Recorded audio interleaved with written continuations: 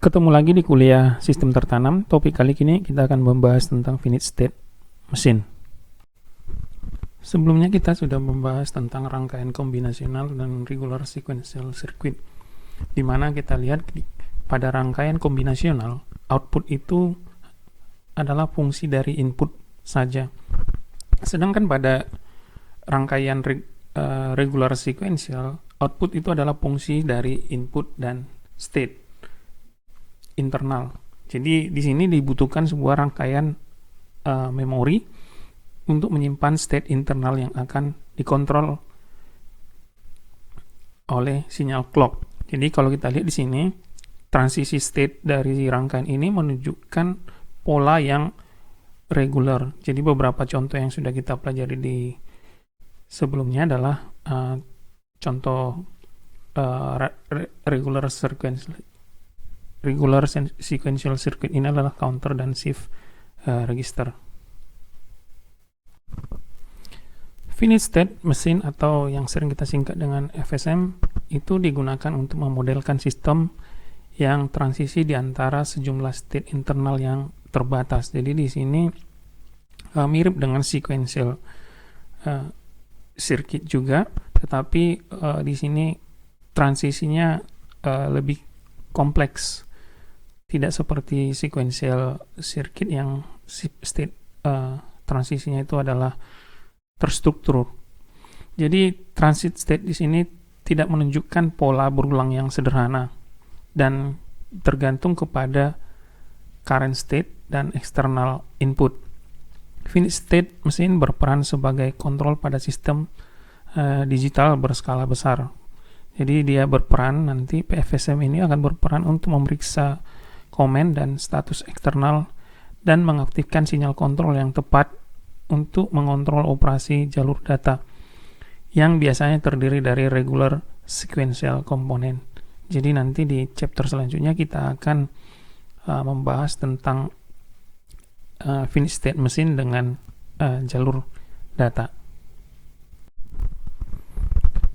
Secara umum blok diagram dari FSM ini sama dengan sequential circuit, di mana komponennya terdiri dari output logic.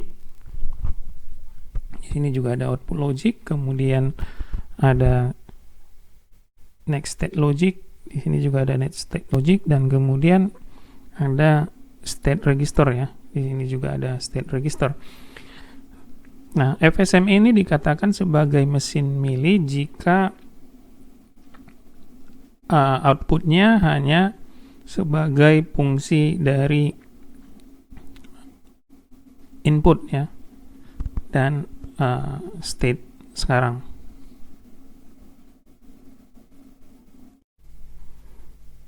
Sedangkan FSM ini akan disebut sebagai Moore mesin jika fungsi outputnya itu hanya merupakan fungsi dari internal state saja. Tetapi untuk sistem finite state mesin yang kompleks, kedua input ini atau Mili output atau Moore output kemungkinan ada di dalam sistem finite state mesin tersebut. Di sini ada perbedaan yang sangat tipis ya antara Mili output dan Moore output.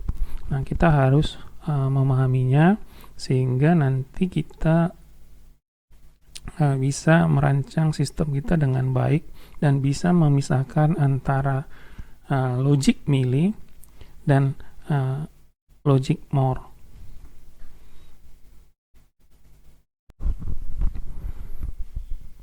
Finite state mesin dapat kita representasikan dengan dua tools sih.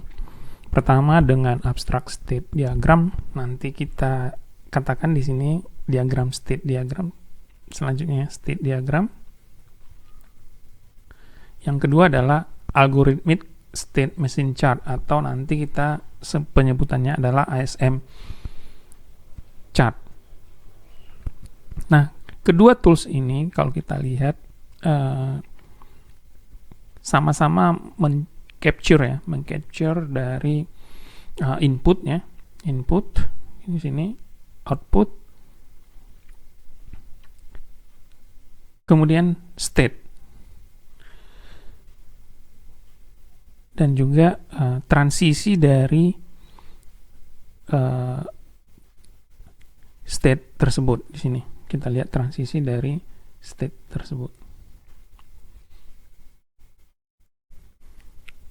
Kita lihat bahwa LSM chart ini mirip dengan flowchart. Jadi di sini ada conditional ya, conditional yang sering kita temukan di flowchart. Nah, kemudian kalau kita lihat di sini bahwa LSM chart ini lebih deskriptif. Jadi mungkin ini cocok untuk merepresentasikan FSM yang kompleks ya. Jadi kalau kita lihat di sini ada state box-nya, kemudian di sini ada conditional output box-nya, dan ada decision box di sini. Tapi untuk selanjutnya kita akan banyak membahas tentang state diagram ini, dan ke depan untuk beberapa kasus yang akan kita bahas, kita akan menggunakan state diagram untuk merepresentasikan pilih state mesinnya.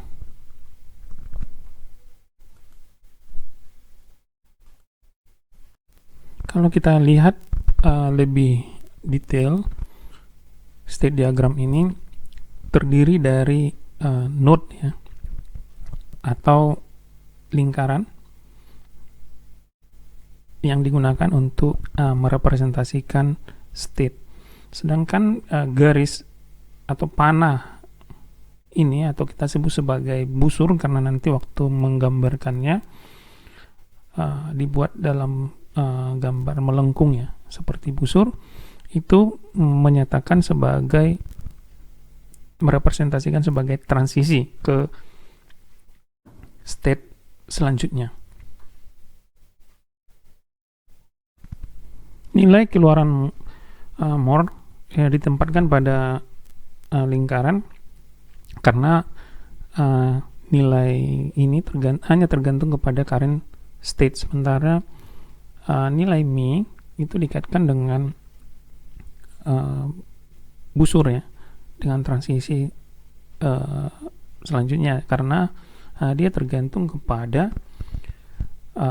current state dan juga external input. Berikut adalah contoh finish state mesin yang digambarkan dengan state diagram dan juga LSM chart. Pada state diagram kita lihat di sini bahwa FSM ini mempunyai 3 state, yaitu S0, S1, dan S2.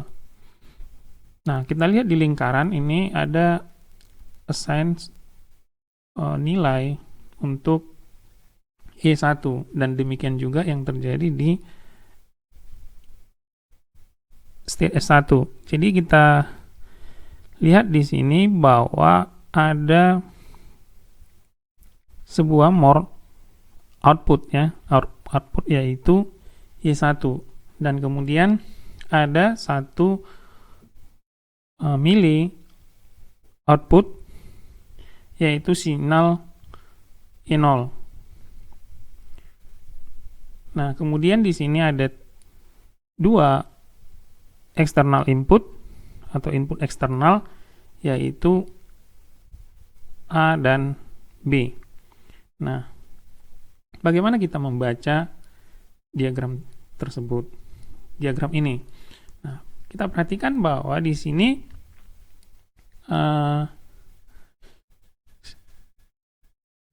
state S0 akan terjadi perpindahan ke state berikutnya atau S1 jika A sama dengan 1 dan B sama dengan 0. Nah, ketika sampai di state S1, maka Y1 diassign sebagai sama dengan 1.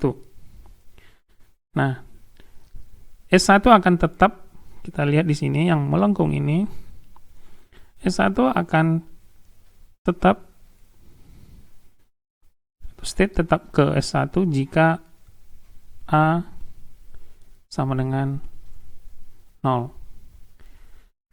Nah, kemudian dia akan berubah kembali state menjadi S0 ketika A sama dengan 1. Jadi demikian seterusnya kalau kita lihat di sini cara kita membaca diagram state ini.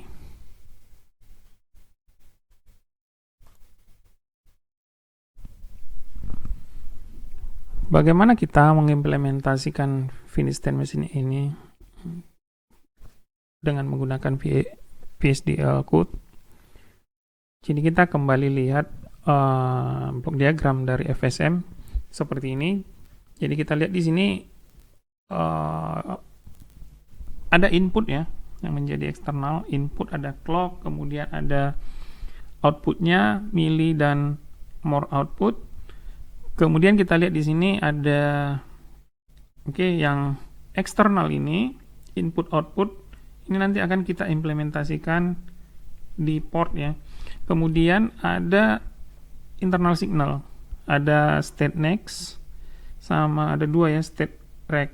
Ini nanti akan kita implementasikan sebagai signal. Kemudian ada 4 blok yang harus kita implementasikan. Itu pertama adalah state rec nih. Kemudian ada next state logic. Kemudian ada more output logic. Dan yang terakhir adalah milli output logic. Selanjutnya kita implementasikan code-nya. Kita mulai dari port dulu ya. Di port tadi ada port kita definisikan di blok entity ya. Di blok entity kita perhatikan di sini bahwa tadi ada port itu ada clock, kemudian ada input. Nah, untuk kasus ini input itu adalah A dan B. Jadi di sini kita definisikan A dan B. Jadi karena tipe datanya adalah data yang input yang masuk itu adalah 0 dan 1, maka kita bisa gunakan tipe data standar logic. Kemudian sama halnya dengan more dan milli output, tipe datanya adalah standar logic. Kemudian di sini kita deklarasikan Y0 dan Y1. Ini perhatikan input in, di sini output out. Nah, selanjutnya kita akan mendeklarasikan signal di sini.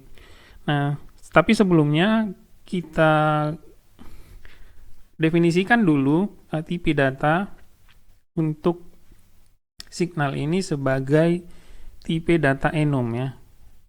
Jadi di sini kita definisikan tipe EG status type di sini is statusnya ada 3 S0, S1, S3 ya. Ini. Kemudian kita gunakan tipe data tadi untuk mendeklarasikan dua signal yang ada, yaitu state rec dan state next. Di mana tipe datanya yang kita pakai itu adalah tipe data yang kita sudah definisikan, yaitu EG state type. Selanjutnya kita implementasikan state register di sini sama seperti yang kita sudah pelajari di sequential circuit ya. Jadi di sini kita menggunakan proses ya. proses. Kemudian kita lihat di sini state register. Jadi ketika di reset dia akan kembali ke state 0 atau S0 ya. Jadi state register S0. Oke, jika terjadi perubahan event ya, clock dan clock bernilai 1, maka state register itu berubah ke state next. Jadi ini yang kita pelajari di kuliah sebelumnya. Kemudian kita mengimplementasikan block code untuk next state logic. Nah, code next state logic ini kita implementasikan berdasarkan state diagram yang sudah diberikan ya di sini. Nah, kita perhatikan di sini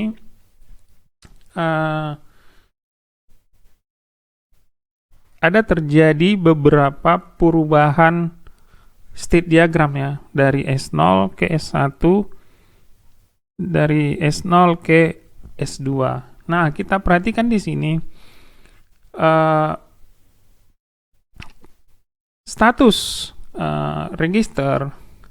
state register berubah dari S0 ke S1 jika terjadi kondisi input A sama dengan 1 dan B sama dengan 0.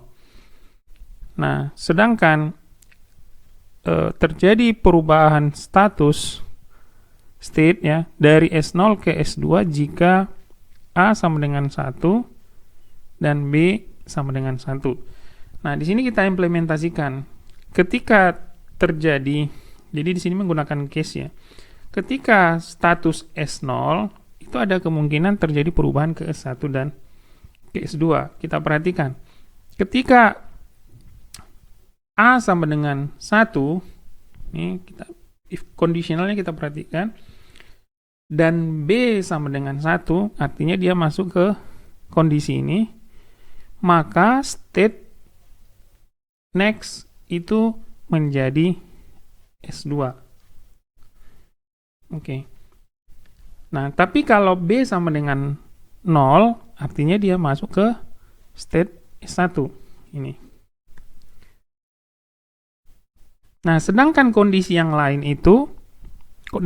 dari sini, dia akan tetap berada di S0. Artinya ketika A sama dengan 0. Ini. Maka di sini ketika A sama dengan 1 masuk ke loop ini, sedangkan ketika dia A sama dengan 0 atau else-nya, maka state next-nya adalah S0. Nah, selanjutnya kita amati ketika state-nya adalah S1. Nah, apa yang terjadi? State S1 bisa berpindah menjadi S0 jika A sama dengan 1.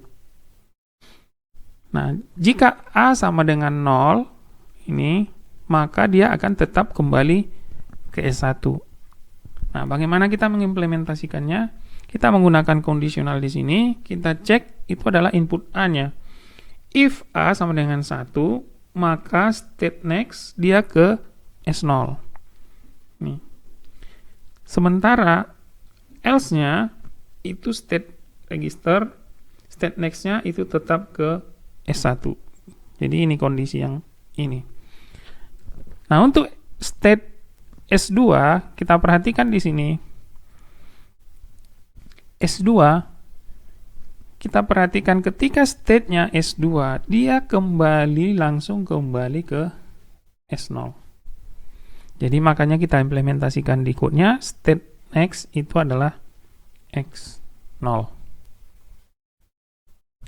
Selanjutnya kita implementasikan more output logic-nya. Jadi kita perhatikan di sini, kita ingat kembali bahwa more output logic itu hanya tergantung kepada current state.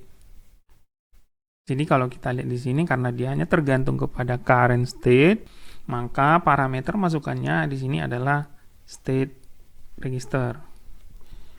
Nah, kita lihat di sini. Kapan dia more outputnya Y sama Y1 sama dengan 1 ya. Ketika state-nya itu adalah S0 dan S1. Jadi kita implementasikan di sini code-nya, dia menggunakan case. Jadi ketika case state registernya adalah S1 atau S0 atau S1, maka nilai Y1 di-assign sama dengan 1. Ketika state S2, maka nilainya adalah 0. Jadi walaupun di sini di lingkaran ini tidak didefinisikan Y1, dituliskan Y1 sama dengan 0, tapi secara default kita harus implementasikan bahwa ada terjadi perubahan more output di S2 ini. Ini yang diimplementasikan di line code ini. Sedangkan milih output logic itu tergantung kepada external input dan juga current state. Jadi sehingga di sini parameter inputnya adalah state register dan external input yaitu A dan B. Oke, jadi kita perhatikan di sini bagaimana kita mengimplementasikannya. Kita lihat di sini kapan milih output itu di assign. Jadi kita perhatikan di sini hanya di assign di bagian ini. Artinya ketika state register S0, jadi kondisi awalnya register S0 dan A sama dengan 1 dan B sama dengan 1. Jadi di sini kita implementasikan, pertama-tama kita lihat state registernya dulu. Ketika state register sama dengan S0, cek kondisi inputnya apakah A sama dengan 1 dan B sama dengan 1. Nah, ketika ini terpenuhi, maka dia assign Y0 sama dengan 1. Else, kita perhatikan di sini, else, maka Y0 sama dengan 0. Nah, apa yang terjadi ketika state-nya S1 or S2? Nah, ketika state-nya S1 atau S2 ini, maka Y0 di-assign sebagai 0. Demikian penjelasan tentang state diagram dan bagaimana kita mengimplementasikannya menggunakan VHDL code. Terima kasih, sampai ketemu lagi di kuliah berikutnya.